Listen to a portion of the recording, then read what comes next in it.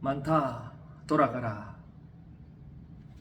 하나님의 계산법과 인간의 계산법이 얼마나 큰 차이가 있는지, 하나님의 작전과 인간의 작전이 얼마나 큰 거리감이 있는지 잘 느낄 수 있는 그런 부분입니다.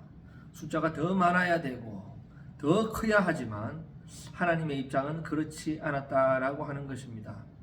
우리가 환율을 따져볼 때 원화와 달러화의 가치보다도 하나님의 계산법과 우리의 계산법의 차이는 훨씬 크다 하는 것을 잘 알 수 있습니다. 큰 용사여라고 부름받았던 기드온, 하나님을 믿었습니다. 그러나 하나님의 계획과 하나님의 작전은 이해할 수가 없었지요. 하나님, 제가 하나님을 안 믿는 것은 아닙니다. 하나님 믿습니다. 그러나 이것은 도저히 이해가 되지 않습니다. 납득이 되지 않습니다. 하나님의 계획과 하나님의 작전이 납득이 되지 않았던 이런 기도는 하나님께 제시를 합니다. 하나님, 제 이야기 한 번만 들어주십시오. 이것만 해주신다면 제가 확실히 믿고 따르겠습니다. 그것이 무엇인가? 밤에 자고 일어나면 양털 한 뭉치를 놓습니다. 그래서 온 대지는 뽀송뽀송하고 물기가 없어야 되고, 이 손뭉치 하나에, 양털 뭉치에만 물이 가득하게 해주십시오. 이게 무슨 뜻인가 생각할 수 있을 거예요. 그러나 이 건조한 것과 또 다습한 것의 차이가 무엇인 줄 아십니까? 기온의 차이. 이 간단합니다. 추운 나라도 건조할 수 있고 더운 나라도 건조할 수 있습니다. 우리나라는 추울 때 건조하고 더울 때 다습하지. 그래서 더울 때는 견디지 못하는 그런 이유이기도 합니다. 춥다고 건조하지 않은 것은 아닙니다. 그러면 건조하고 다습한 그 차이가 뭘까? 간단하죠. 낮의 기온과 밤의 기온의 차이 때문에 건조한지 다습한지 차이가 나는 것입니다. 우리나라의 겨울을 봤을 때 낮에는 따뜻하고 밤에는 춥지요. 이 기온차가 심하기 때문에 건조해집니다. 여름에는 왜 다습할까요?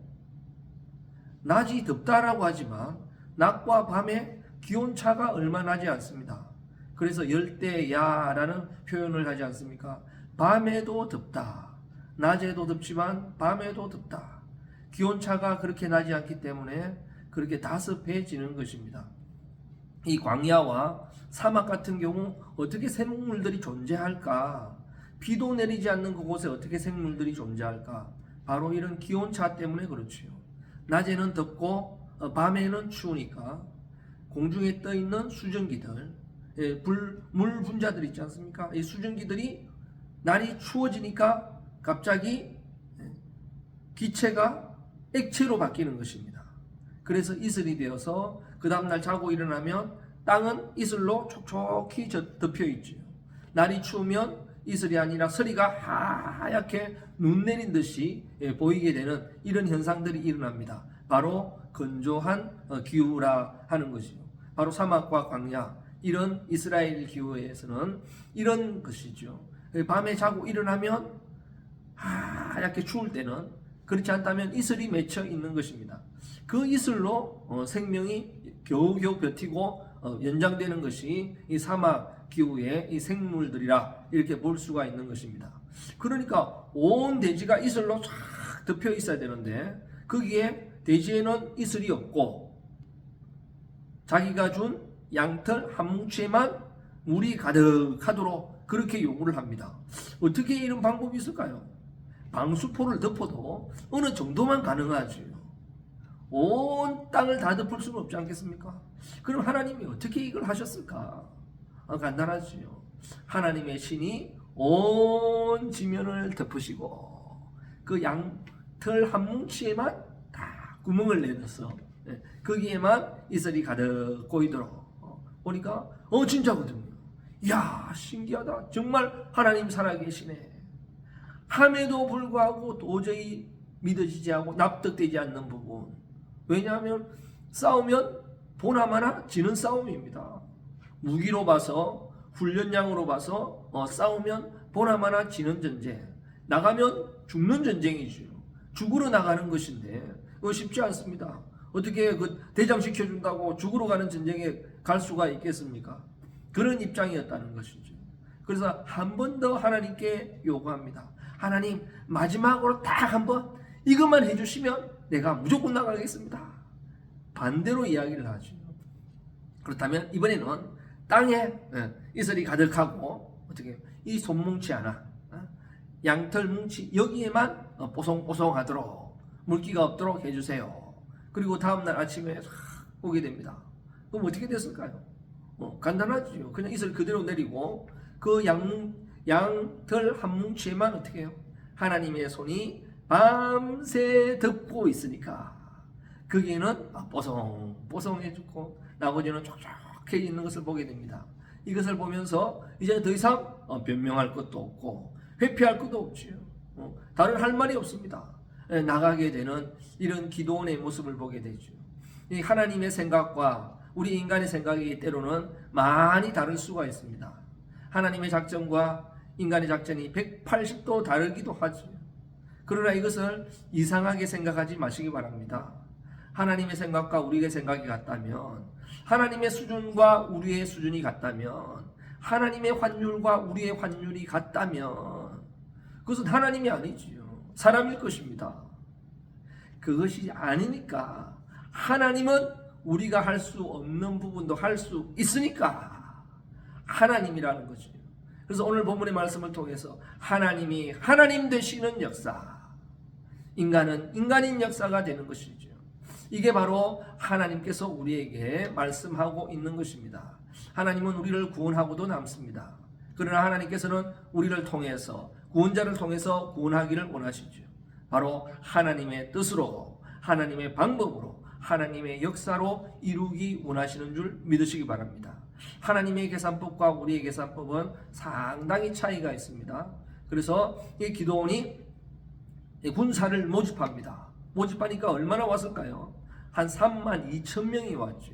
32,000명, 몇 명 안 된다 그렇게 생각하죠. 10만 대군, 100만 대군 이야기하면 32,000명 정도야 별로 안 된다 생각하지만 당시 이 나라에서, 이스라엘에서 32,000명이 모집이 된다. 어마어마한 숫자죠. 어마어마한 숫자. 10,000명만 돼도 어마어마합니다. 3만 관중이 한꺼번에 함성을 한번 질러보세요. 정말 감격하지요. 대한민국을 한번 외쳐보세요. 어마어마하지 않겠습니까? 이 32,000명 어마어마하지요. 그러나 미디안 대군에 비하면 정말 비교도 안 되는 거지요. 오합지졸에 불구하고 싸우나 마나 하는 전쟁, 나가면 죽는 그런 전쟁이지요. 비교도 안 됩니다. 그래서 3만 명이 아니라 30만 명이 있어도 막을까 말까한 그런 전쟁. 3만 명도 그러나 많이 모였어요. 믿음의 사람들이 정말 힘은 없지만 훈련은 덜 됐지만 무기는 부족하지만 어떻게 해요? 나라 구하겠다고 하나님의 일을 하겠다고 달려드는 사람이 32,000명이나 되었다. 그것만도 대단한 것이죠. 그러나 하나님께서는 이 숫자가 많다는 것입니다. 기도원 보기에는 이거보다 10배는 있어야 될 텐데 하나님은 이것이 많다. 돌려보내라 하는 거죠. 그래서 이렇게 돌려보낼까요? 겁나는 자, 무서운 자는 돌아가라. 보내줄게. 그리고 어떻게 장가가서 신혼 살림인 사람은 돌아가라. 이런 저는 이야기를 했겠지요. 그러니까 이런 말이 나니까 어떻게 해요? 왔다가 그럼에도 불구하고 나라를 지켜야지요. 내가 하나님의 일을 해야 사역을 해야 되겠습니다. 그래야 됨에도 불구하고 대다수의 군인들은 어떻게 했는가? 22,000명은 어떻게 해요? 잘됐다, 이분이 기회다 하고 그냥 냈다 돌아가 버리는 거죠. 이제 10,000명이 남았습니다. 그래도 극소수가 돌아가면 남아있는 사람이 힘이 날 텐데 거의 3분의 2가 돌아가니까, 3분의 2가 가버리니까, 3분의 2 이상이 가버리니까 이건 썰렁해지고, 전쟁이 이미 끝난 전쟁입니다. 그렇지 않겠습니까? 그런 가운데서 하나님 말씀하시죠. 이 10,000명도 많다, 너무 많다, 또 돌려보내라는 거죠. 이 기도원은 돌려보낼 수가 없어요. 방법이 없습니다. 내가 어떻게 돌려보내겠습니까? 그러니까 하나님은 간단하지요. 그럼 시냇가로 불러라. 시냇가로 그 무더운 날씨에 이 건조한 기후에 시냇가 가니까 어떻게 했어요? 와, 물이다 하면서 물에 뛰어드는 거죠. 물이 첨벙첨벙해서 물을 마십니다. 그 모습을 보고 하나님께서는 둘로 나누어라 하지요. 그래서 엎드려서 물을 먹는 자, 그리고 손으로 물을 떠먹는 자, 둘로 딱 구분하니까 손으로 물을 떠먹는 자가 300명, 나머지 9,700명은 그냥 물을 퍼먹었습니다. 이걸 보고 뭐 여러 가지 해석을 할 수도 있겠습니다만은 하나님께서 나누는 그 방법이었죠. 300명이 필요했습니다. 많은 숫자 필요 없다. 사람은 더 많아야 되는데, 사람의 기준은 더 많아야 되는데 하나님은 많은 것 필요 없다. 하나님은 숫자에 있는 것이 아니다. 하나님은 중심을 보시는 하나님. 하나님은 외형이 아니라 부피가 아니라 중심을 보시는 하나님. 하나님은 믿음을 보시죠. 믿음의 사람의 숫자가 몇 명인가? 순종의 사람이 몇 명인가? 이걸 보시는 거죠. 우리의 숫자는 이렇게 많다가 아니라 믿음의 숫자가 몇 명인가? 순종의 숫자가 몇 명인가? 하나님께서 원하시는 줄 믿으시기 바랍니다. 그래서 우리 교회가 몇 명 모인다, 우리가 얼마나 자랑합니다. 그러나 하나님은 분명하지요. 믿음의 숫자가 몇 명인가? 순종의 숫자가 몇 명인가? 헌신의 숫자가 몇 명인가? 보기를 원하십니다. 오늘도 우리 교회가 정말 이런 믿음의 사람 되시길 바랍니다. 믿음의 교회가 되기를 바랍니다. 헌신하는 이런 복된 교회가 되기를 간절히 부탁을 드립니다. 이런 전쟁에 나가면 정말 힘든 전쟁 아니겠습니까? 이제 비교도 안 되죠. 수십만, 한 12만 명이 넘었다 보여집니다만은 그게 300명이 붙는다. 상대가 할 수 없는 이런 싸움이죠. 그러나 믿음으로 나갔지만 막상 나가니까 두근두근 될 수 있을까 하는 이런 의문도 생겼을 것입니다. 그래서 정탐을 보내라. 이 정탐을 가게 되는데 가서 이야기를 들어보니까 보초병들끼리 이야기합니다. 자기 적군들이 이야기를 하죠. 미디안 군사가 어제 내 간밤에 꿈을 꿨는데 보리떡 덩어리 하나가 나타나더니 굴러오더니 온 진영을 그냥 쑥대밭 만들더라. 이런 꿈을 꾸었다. 그러면 정말 지각 있는 병사라면, 좀 생각 있는 병사라면 그렇게 이야기하지 않겠습니까? 꿈은 현실과 반대이기 때문에 그들이 아마 개박살나는 그런 꿈일 것이다. 우리가 그냥 대성하고 끝나는 것이다. 그렇게 생각하면 되는데 옆에 있는 사람이 꿈보다 해몽이라고 이야기를 하죠.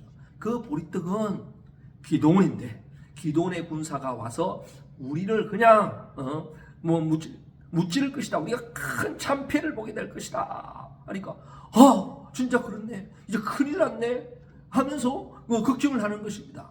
이 이야기를 듣는 기도원이 그래 바로 이거다. 하나님 함께 하신다. 된다. 가자 하고 작전을 짜고 하나님의 작전대로 밤에 나가게 되는 것입니다. 횃불을 들고 나가죠. 그리고 이것을 가리게 됩니다. 나팔로 가리게 되죠. 나팔로 가리고 나가서 항아리를 깨면서 횃불을 들추고 나팔을 불면서 어떻게 해요? 하나님을 위하여, 기도원을 위하여 하면서 함성을 지르니까 300명이 세대로 나오니까 몇 명 안 되지만 딱 나오니까 밤에 불길들이 일어나니까 어마어마해 보이죠. 자기네들끼리 서로 칼로 찌르고 싸우다가 결국 도망하고 패망하게 되는 것입니다. 큰 승리를 거두게 되죠. 하나님의 지혜, 하나님의 방법은 우리 인간이 설명할 수도 없고 생각할 수도 없는 그런 놀라운 역사가 일어납니다. 왜? 하나님이시기 때문에. 그래서 하나님이 하나님 되게 하기 위한 것이 이 성경 말씀이고 우리의 사역이지요. 그래서 하나님이 어떤 교회인가, 어떤 교회가 복된 교회인가, 하나님이 하나님 되게 하는 교회, 하나님이 역사하는 교회지요. 바로 믿음의 사람을 통해서, 믿음의 교회를 통해서 오늘도 하나님은 일하고 계십니다. 기도원과 같은 오늘도 믿음의 사람을 오늘도 부르고 있습니다. 하나님을 위하여, 복음을 위하여 나아가는 그런 저와 여러분들이 되셔서 하나님이 일하는 그런 복된 교회, 역전하며 하나님께서 일하시는 그런 복된 교회가 되기를 주님의 이름으로 축원합니다.